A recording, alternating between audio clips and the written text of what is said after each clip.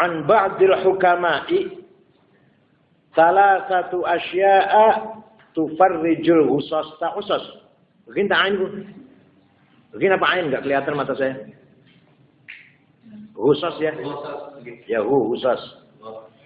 Zikrullah ta'ala wa liqa'u awliyaihi wa kalamul hukama'i. Salah satu asya'a, ada 3 hal tufarrijul husas yang bisa menghilangkan susah. Jadi kalau lagi susah, lagi nggak enak perasaannya, ada 3 hal yang bisa menghilangkan susah, sedih. 1, zikrullah, zikir kepada Allah dengan segot atau dengan bentuk apa saja. Apa la ilaha illallah, apa la haula wala quwata illa billah. Kalau lagi sedih, lagi susah, sering baca la ilaha illallah, sering baca la haula wala quwata illa billah, insyaallah hilang susahnya. Lagi sedih, lagi susah, cepat-cepat zikir pada Allah, nanti susahnya hilang, sedihnya hilang. Terserah apa la ilaha illallah, apa la haula wala quwata illa billah, ya. Atau ditambahi lagi misalkan ya muhita kulli malhuf. Jadi malam, dia malam ya. Atau ya mujiba kulli muttar.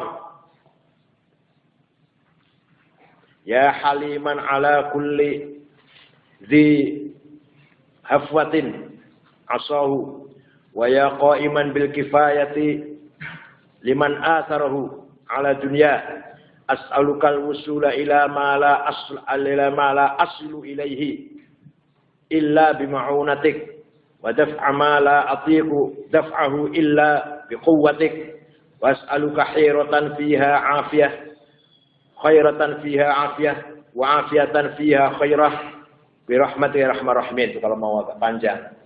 Pokoknya la haula aja udah bagus lah. Berapa kali aja nggak usah dihitungin. Itu nggak apa-apa asal banyak. Yang kedua, waliqa'i auliyai. Sowan ketemu para aulia, para ulama, itu bisa menghilangkan susah. Lagi sedih, lagi sumpah, lagi susah, pikirannya nggak enak. Ayo sowan ngerti sowan? Sowan ngerti? Siapa namanya? Namanya siapa? Namanya siapa? Maria. Ngerti nggak sowan? Nggak. Mendatangi ulama, mendatangi aulia, insya Allah bisa hilang susahnya. Ketemu ulama silaturahim, ya liqo ketemu asalnya, ya itu sowan. Sowan bahasa Jawa. Wa kalamul hukama'i, dan membaca, memahami nasihat-nasihatnya para orang bijak. Nah, itu bisa menghilangkan sedih. Jadi kalau lagi susah, 3 ya, menghilangkan sedih 3. 1, zikir kepada Allah, terserah apa mau la ilaha illallah, apa la haula wala quwata illa billah, apa hasbunallahu wa ni'mal wakil, terserah.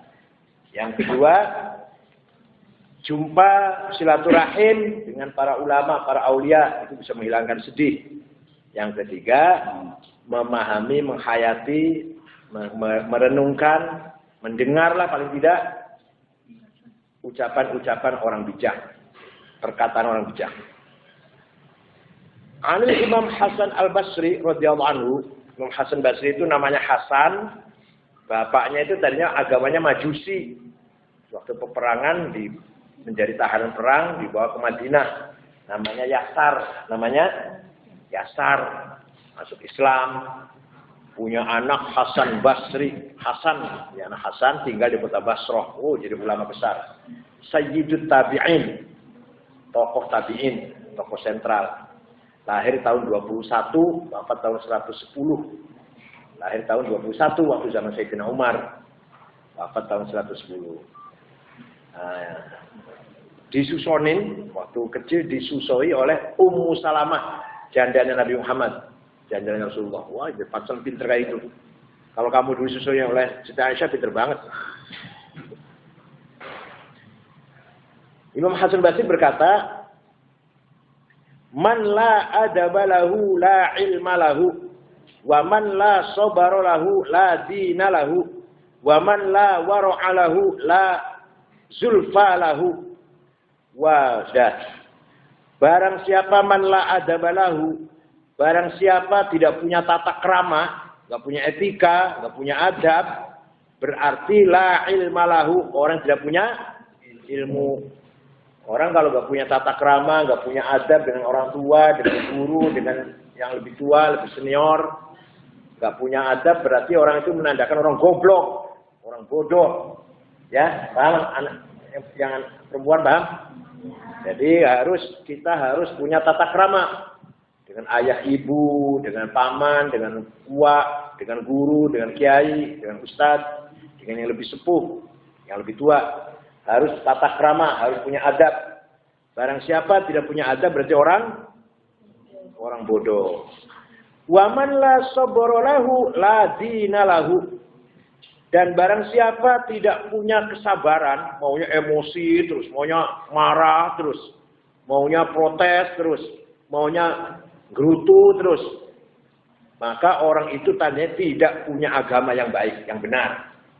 Jadi barang siapa yang selalu emosi terus, berarti agamanya kurang. Orang kalau agamanya kuat, pasti mempunyai sifat sabar. Paham nggak? Ini perempuan, anak-anak perempuan paham nggak? Barang siapa punya agamanya kuat, dia akan mempunyai sifat sabar. Kalau ada orang nggak punya sabar, berarti orang itu tidak punya atau kurang punya agamanya kurang. Waman la wara'alahu la zulfalahu. Dan barang siapa tidak punya sifat warok, atau warok itu apa? Hati-hati, tidak semrawut. Warok itu makan yang halal, cari rezeki tidak semrawut, tidak korupsi, tidak ngentit. Hasil hati-hati, jangan yang haram, yang syubhat pun tidak mau. Itu namanya warok namanya. Yang dimakan selalu yang halal, yang dicari selalu yang bersih, tidak mau yang kotor-kotor dikit. Dan barang siapa tidak begitu, tidak apik, tidak selektif, tidak apik, tidak warok, maka orang itu tidak punya martabat, tidak punya pangkat menurut di depan Allah.